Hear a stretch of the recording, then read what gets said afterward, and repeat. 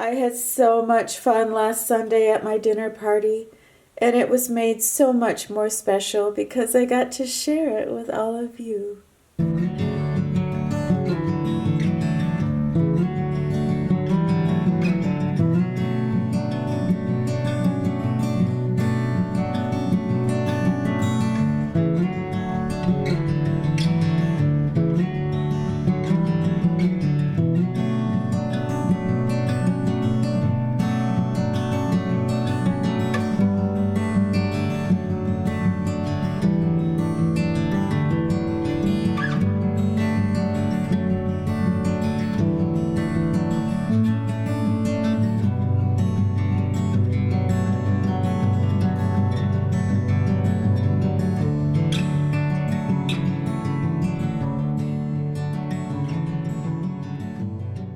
Hey everybody, thank you so much for coming back and seeing me and Desi today. I hope you had a good week, and I'll be honest, I've had a very traumatic 3 weeks, and all has resolved, and I want to share with you a little bit about what's been going on in my life the last 3 weeks. But before I get to that, I want to talk about the 7 emotional needs that human beings need. And it all dovetails, I promise. But I never knew there was such a thing. I never knew there was a list of all these emotional needs that we have to have in our lives to be happy. So I read them and I thought immediately, what is the difference between how I interpret these needs from like 29 to what I am right now, 69? And I thought we could all kind of play along and see how we feel about these things. Number one thing that they say that we need to be happy, an emotional need that has to be met, is we have to feel secure. What we have on Monday, we are confident it will be there on Friday. So at 29, I looked at security as, I'm married. I have a husband. If I lose my job, the house payment will still be made. He's my husband. I don't have to be alone. I don't have to face this world completely on my own. My security is my husband.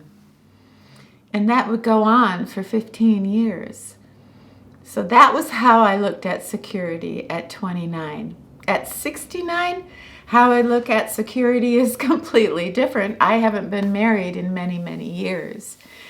Security is knowing that I am in control of my house payment, that I am in control of many aspects about my life. I feel confident in who I am and that I don't have to rely on anyone else for my well-being. The security that I feel comes from within. Security that I'm taking care of my health, that I'm taking care of my mental health, that I'm making sure that I'm getting out, making friends, and just having this feeling that I'm the captain of my ship and no one else can affect this. And that's security to me right now. What word comes to mind when you look at that chair? Well-worn comfort. Even with the nails sticking out?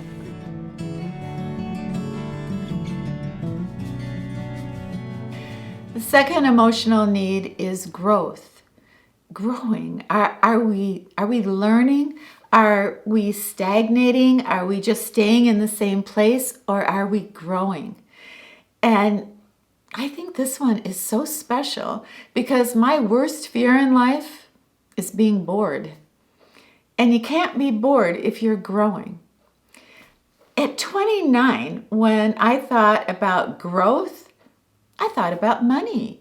Oh, how can I get money? How can I save money? How can I try something, write something, create something that's going to create more money? That's how I thought of growth. Not pretty, but honest.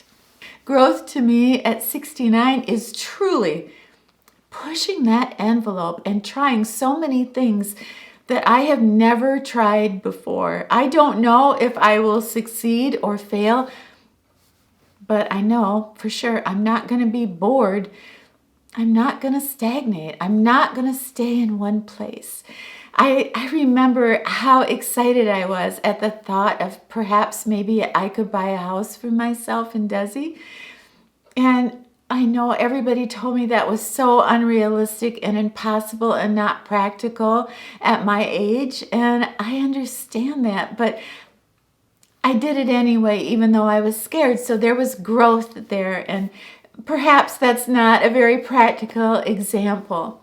There's something about, like, my neighbor, she's in her mid-70s and she takes 2 yoga classes. To me, that's growth. She never did that before, but she's taking hold of an aspect of her life and doing something she's never done before. She has something to look forward to. I asked somebody the other day, I said, well, how are you doing? How has your life been? And they started reciting back to me a laundry list of everything they had done this past week. I visited my cousin and I found a new mayonnaise that I like better that's less fat. And the reason I found that boring is because they found it boring. They could hardly stay awake when they were saying that to me. So I realized growth is absolutely necessary for us to be happy. Spring always reminds me to have hope. Just when everything looks so dead and dormant, there are some buds and the promise of such beautiful blooms.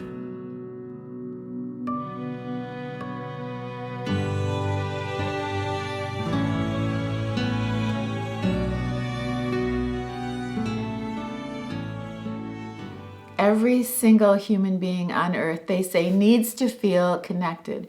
And I'm not talking about family or friends, but just a type of connection to their community where they live, that somehow when they look out that window, it looks familiar, it looks loving.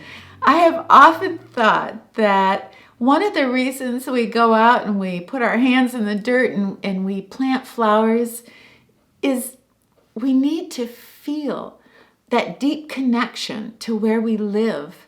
The house or the apartment that we're in, the condo, we plant these beautiful flowers and it's kind of like, yeah, it's like carving your initials on a tree. I was here, this beautiful spirea. I did that because I am connected. I am connected. When you walk by my house, you're going to see the tulips. Maybe I've oversimplified that. But I know at 29, if you said connection to my community, I would have said, yeah, I go to the bar on Friday nights with my girlfriends every single Friday night. I find the cutest little top and matching earrings, and I'm there on Friday nights. Isn't that what you mean by connection? When I put that leash on Desi and I walk out and I walk all over the neighborhood, that feeling of being connected to my community, every time I go to City Hall for an event or, maybe talk to the city planner and see what's going to be happening this summer, it's a very exciting feeling. But more than being exciting, it makes me feel connected and secure. Like, this is not only a safe place for me, but it's a place that is fun.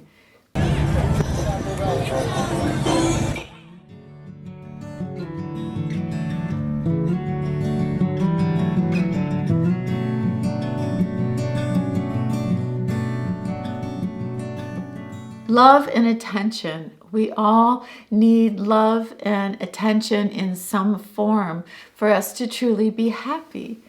When I was 29, if you said, well, you need love and attention in your life, I would have thought romantic love, sexy love. Attention was, just having a great outfit, teased up hair, great lipstick, blue eyeshadow, and heading down to the club. I mean, every time I talk about my life in my 20s, it sounds like I'm caught in the movie Saturday Night Fever.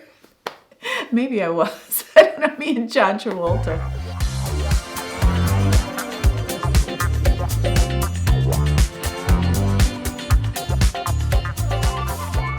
When you say love and attention to me now at 69, it is a completely different ballgame. You know, when I announced that I was going to try to find a house where my grandchildren were and I was going to pack up and leave my city and go to the new city, some of you, not very many of you, but some of you said, you were kind, but you were just warning me.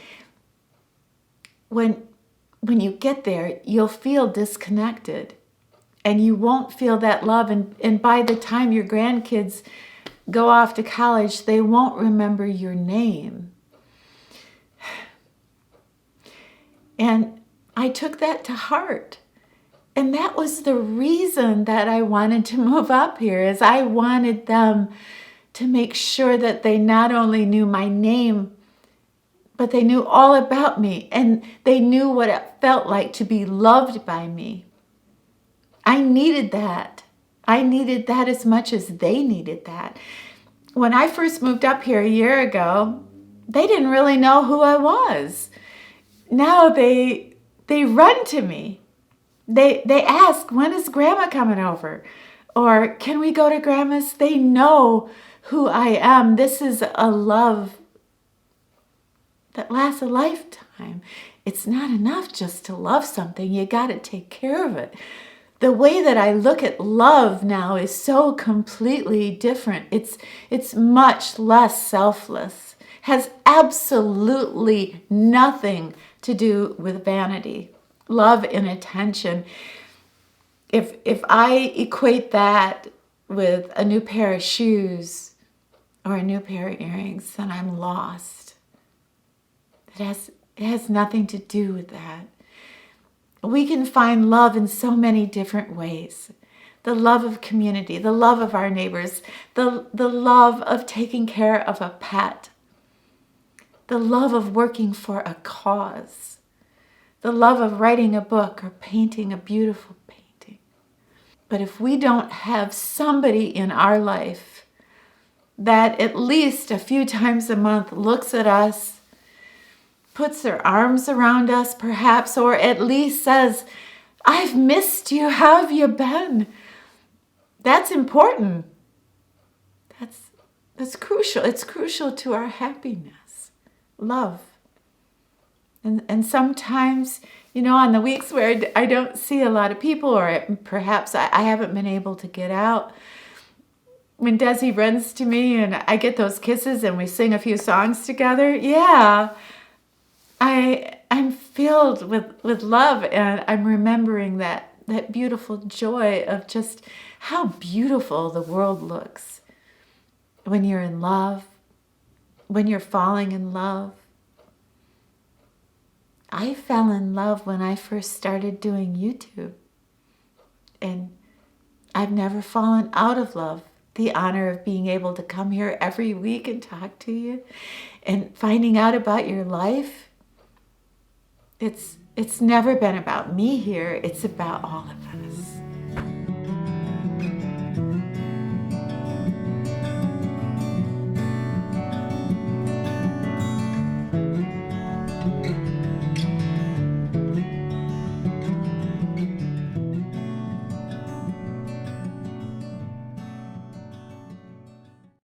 For us to be happy and for us to be fulfilled, we have to have a sense of purpose. It's an emotional need that has to be met. Okay, a sense of purpose. Well, that's a lofty goal. And if you would have asked me that at 29, I would have said, there's two things I care about, and that's it. Keeping my son safe and making it as a musician and a songwriter. Those are the only two things that I felt I was put on earth to do, and nothing else. And it seemed like I just floated in my youth. I had no focus. I had no purpose. Just mostly ambition and survival. What about now? What about at the age I'm at right now? What is my purpose? Do I feel like I have one? And I do. And I have more than one. When you get up in the morning, you know in your heart, I'm getting up because there's somebody out there or something that needs me. Something that I say or something that I do is going to make a difference. It is my destiny. It is my purpose. This is what I'm going to do in my life today, next week, next year. I feel prettier in the sun. Hold my hand before it melts. Tell me I'm prettier when it's warmer. Tell me I'm prettier than her.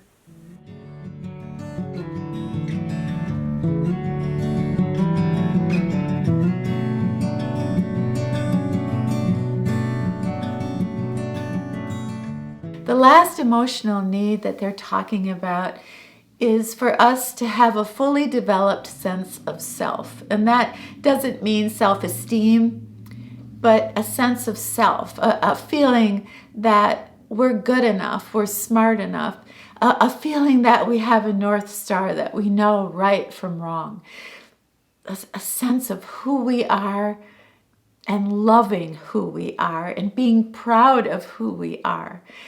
That deep base core within us that says, yes, I know what I'm going to do in that situation and that one because I know who I am. I have a fully developed sense of self. All right. Well, at 29, did I have a sense of self? Absolutely not. I never felt good enough. I would have bouts of, I don't know, kind of high self-esteem. I thought, yeah, I'm doing this pretty good and I'm doing that, but it would never last because I had no real sense of self. No matter what your age, it's so crucial that you have that sense of self, that you feel so confident from within. But as we age, it gets a little bit more complicated. I struggle with sense of self more than with anything else. Sometimes I'll be feeling good about myself and I'll catch my reflection in the mirror and I'll see my mom and I'll just be like, whoa, what's going on? And at that moment, my head kind of spins like, is romance over? Is it okay if I do this? Am I good enough? How's my weight doing? And all of these things that are more self-esteem are weaving their way into my self-worth. And that's a challenge for me. I want the outside and the inside to match. And I'm beginning to think that's the wrong approach. That's the wrong goal. Those things are never going to match. I need to stop looking. I have a North Star, and it's brighter than it's ever been. I have goals. I'm proud of the woman that I have become. Not always proud of the woman I was, but proud of the woman that I am and the woman that I can be. I'm sorry, I'm getting so emotional. Self-worth is everything. And no matter what you have to do to try to develop it and nurture it and love yourself, do it. I wish I had specific answers. But sometimes I think just growing older and being so appreciative of every single day we get to live.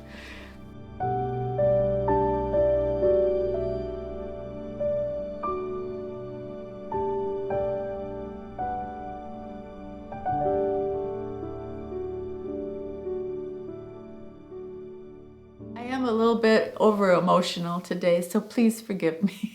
You always do, and I love you so much for it. But I want to share with you what I've been going through the last 3 weeks. And about 3 weeks ago, I got very sore in my right arm underneath my shoulder, and I thought, I'm going to get a mammogram because that doesn't sound right. So I went in and I had the mammogram, and it didn't turn out well. They didn't like how it looked. They said it looked abnormal.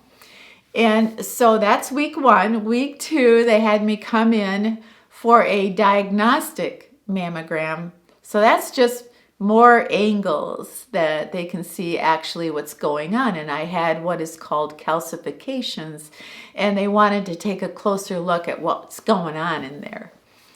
So that was week 2, and they hated that, and they said it looked abnormal. So what they wanted me to do was come in and have a biopsy so they could determine whether what they were seeing was cancer. The doctor comes in, and she's so kind, and the nurses are so wonderful. There's such a kinship with all us women together. And the doctor says, she talks to me about the biopsy, and she says, "Do you have any questions?" And I said, "Yes. If it is cancer, have we caught it early?" And there was that word, early. And I prayed that she would say that word. And she did. And she said, if it is cancer, it's early. We've caught it early. And suddenly, the stress of the last 2 weeks just sort of fell away. Early, what a blessed word. So the biopsy went very well, I guess, as well as a biopsy could go. And it stung a little bit, but I had people around me that got me through it. And I was told that, yeah, I would know the results, whether it was cancer or not, in 3 to 4 days, because they had to send it to Grand Rapids. A couple hours ago, through email, I received the results of my biopsy, and it was benign. No doctor called me, no nothing. It just came through an email with my chart, and I just kept reading, but I saw the word benign, and that was all I needed. And I felt, well, I don't know how I felt. I just cried. And I thought about all the other women that go through this, all the other women who do not have the word benign in the results. And I just felt such a kinship with all women that go through this. And I remembered the word that took all the fear away, and it was early. We've caught it early, but there was nothing to catch early, but now I have peace of mind. But I have a new purpose. There are quite a few of you who say, I'm 73, I'm 74, I'm 75, I'm not getting any more tests. That's it. I haven't been to a doctor in 10 years, and I'm not doing it. I'm not going to put myself through that stress. Okay, it's your life. You know who you are, and that's fine. But I'm just saying that catching something early is everything. It's absolutely everything. And if I do nothing else on this channel, from my experience, I can say, please, no matter what, maybe you don't like mammograms. There are other ways that you can get imaging. Imaging. There are other ways you can get an image. But do it. Please. You have so much life to live. 70 is the new 50. You got so much more to do in this world. Have your mammogram.